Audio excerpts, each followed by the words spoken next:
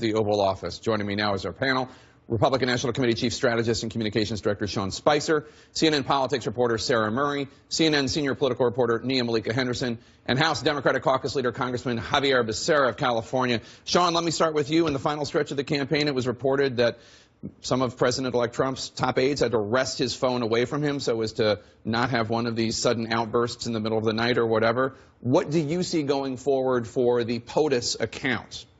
Well, I think there's always a transition campaigning to governing. You've seen it both with his speech Wednesday morning when he accepted that victory that he won for the American people, and then his comments when he was in Washington, D.C. with the president and others.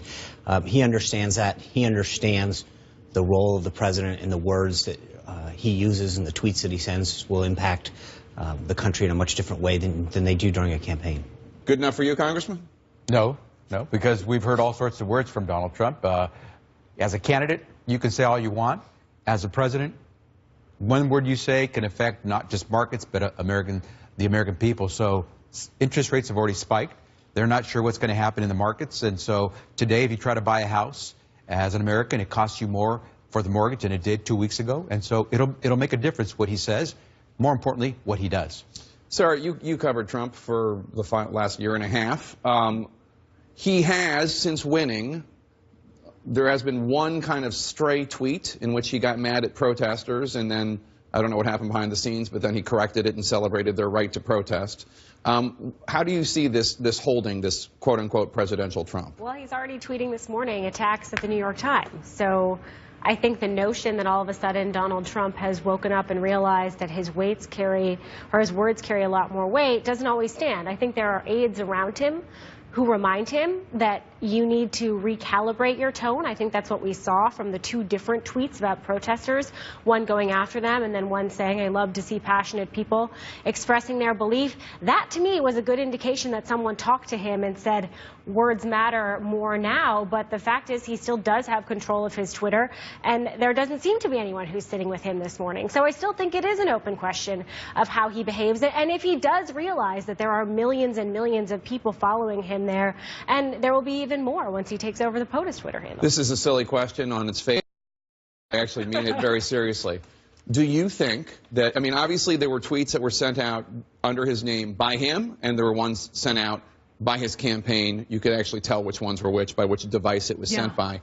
Do you think it is up to Kellyanne Conway or whomever in his inner circle to change his password so he no longer has access to his Twitter feed? You know, you would hope something like that happens. I don't even know the way in which he tweets, if he's just firing them off, if he's dictating them to somebody else who fires them off. But this is going to be a problem, primarily because Donald Trump has made the best argument for why he should keep tweeting in the same way, and that is, oh, he won. And it didn't harm him throughout the primaries. It didn't harm him in the general election. He actually believes it's helped him. And I also think if you look at the people who support Donald Trump, they like that bombast. They like that rhetoric. They like the fact that he isn't some sort of PC, blow-dried politician.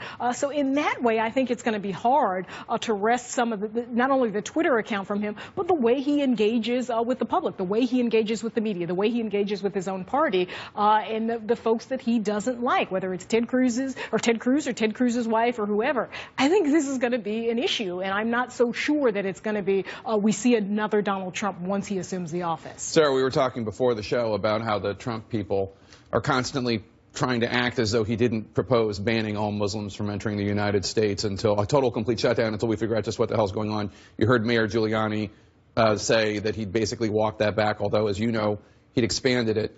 He described it as an expansion. Take a listen to what Mr. Trump, President-elect Trump, had to say about the issue just a few days ago.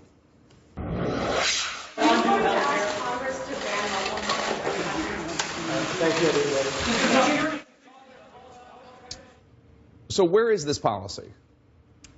That's a great question. I think this is going to be a question for a lot of Donald Trump's policies, because he a lot out there on the campaign trail that he didn't necessarily flesh out entirely, and that he sort of would walk back at points and then double down at points.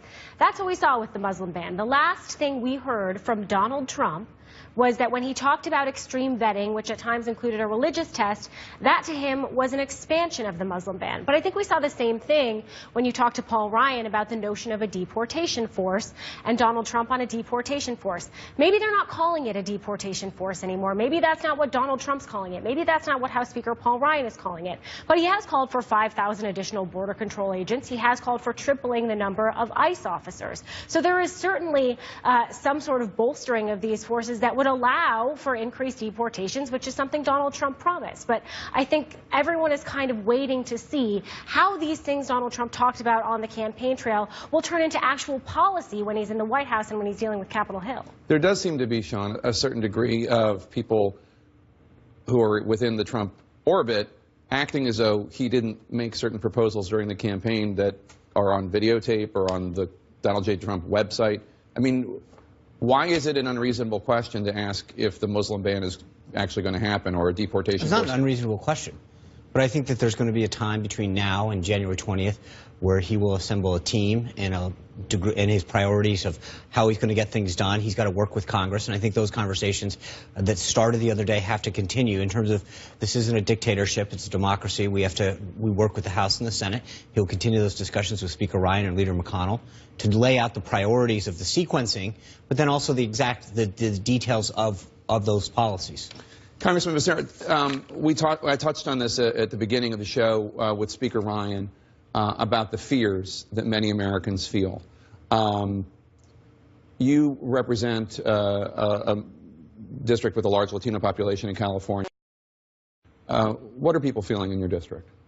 I've heard everything from kids afraid to go to school because they're not sure their parents will be home when they get there. I've heard some families talk about not going to work. I've heard some people afraid to walk the streets because they may look like they're Muslim. I've heard everything, and there's a great deal of apprehension. It'd be a great time right now. This is prime time now for Donald Trump. It'd be a great time for him to get out there and say some words that would calm people to make sure that everyone feels comfortable going out, whether it's to demonstrate civilly or whether it's to just go to school. But this is prime time now, and Donald Trump's words will make a big difference because so much of his talk during the campaign was so harsh and, for many people, frightening. And Nia Malika, take a look at this. This is from York, Pennsylvania, where students were caught on camera holding a Trump sign while another student shouted white power.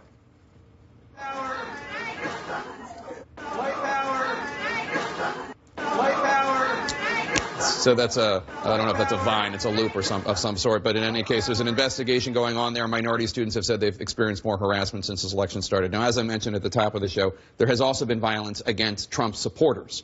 But in the schools of America, anecdotally, it seems to be a lot of this. Do you think that President-elect Trump, and in addition, perhaps even President Obama and Hillary Clinton, have an obligation to come out and try to calm things? I think they do, and you heard some of that from Donald Trump in his Wednesday morning address where he talked about binding America's wounds. And you heard that from also Paul Ryan talking about the Republican Party being the party of Lincoln and being an inclusive party. I do think it's incumbent on Donald Trump to shift his rhetoric, to continue the rhetoric about unity. I do think he probably has a steeper hill to climb because I think just plainly there are a lot of Americans who think that Donald Trump is a bigot, and they don't think he's a bigot because they have any sort of prejudged notions about a Republican president.